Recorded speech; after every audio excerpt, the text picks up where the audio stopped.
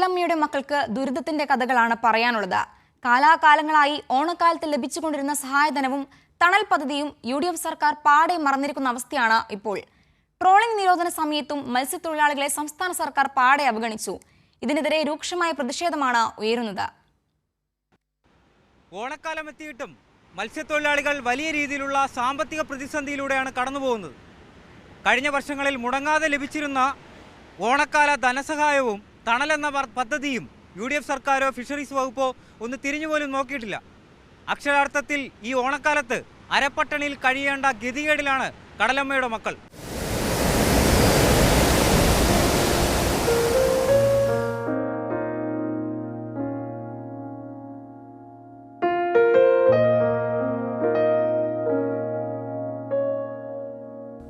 ഓണക്കാലത്ത് ആഘോഷങ്ങൾ പൊടിപിടിക്കുമ്പോൾ കടലമ്മയുടെ മക്കളെയും സംസ്ഥാന സർക്കാർ മറന്ന മട്ടാണ്.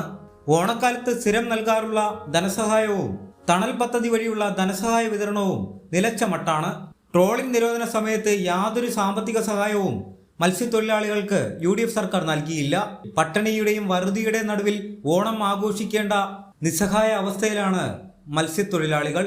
ഈ ഗവൺമെൻറ് മത്സ്യത്തൊഴിലാളികളാകെ ഇപ്പം ഓണക്കാലം വരാൻ വേണ്ടി ഇപ്പോൾ ഓണക്കാലത്ത് പഞ്ഞമാസത്തിൽ കൊടുക്കേണ്ട ഈ സമ്പാദ്യ സമാശ്വാസ പദ്ധതി അതൊന്നും ഇതുവരെ കൊടുത്തിട്ടില്ല. മത്സ്യത്തൊഴിലാളികളാകെ ജീവിക്കാൻ കഴിയാത്തൊരു സാഹചര്യം നിലനിൽക്കാൻ വേണ്ടി പോകാം. ഇപ്പം ഈ ഓണായിട്ട് ഈ സംവിധാനം ഈ പൈസ കിട്ടിക്കഴിഞ്ഞാൽ എത്ര ആ കുടുംബങ്ങൾ കഴിയാൻ വേണ്ടി കഴിയും? ഇപ്പം കഴിയുന്നത് കഴിഞ്ഞ ഗവൺമെൻറ് അവസാന ബജറ്റിൻ്റെ അകത്ത് ഈ പദ്ധതി തന്നെ ഈ സമ്പാദ്യ സമാശ്വാസ പദ്ധതി 6000 രൂപയ്ക്ക് കൊടുക്കണം എന്ന് പറഞ്ഞാൽ ഇപ്പോഴും അത് കൊടുത്തിട്ടില്ല. പഞ്ചമാസത്തിലെ സഹായങ്ങൾ അത് കൊടുത്തില്ല. ആ സമയം പോയി കഴിഞ്ഞു. ഇപ്പോൾ ഓണം വന്നു. ഈ ഓണത്തിലൊക്കെ ഒരുപാട് ആനുകൂല്യം സർക്കാർ കൊടുക്കേണ്ടതാണ്. സർക്കാർ ഒന്നും കൊടുക്കുക മാത്രമല്ല ഈ അവഗണിക്കുക എന്നുള്ളതാണ് തോന്നുന്നത്. UDF സർക്കാർ അധികാരത്തിലേറ്റ ശേഷം മത്സ്യത്തൊഴിലാളികൾക്ക് നൽകിയ ഉറപ്പൊന്നും ഇതുവരെയും നടപ്പാക്കാനായിട്ടില്ല. മത്സ്യബന്ധനത്തിനിടെ മരണമടഞ്ഞ തൊഴിലാളികളുടെ വിധവകൾക്ക് നൽകിക്കൊണ്ടിരുന്ന ധനസഹായവും നിലച്ചു. തിരുവനന്തപുരം മുതലപ്പൊഴിയിൽ കാണാതായ മത്സ്യത്തൊഴിലാളികളെ ഇതുവരെയും കണ്ടെത്താൻ കഴിയാത്തതിലെ പ്രതിഷേധവും മത്സ്യത്തൊഴിലാളികൾ അറിയിക്കുന്നുണ്ട്.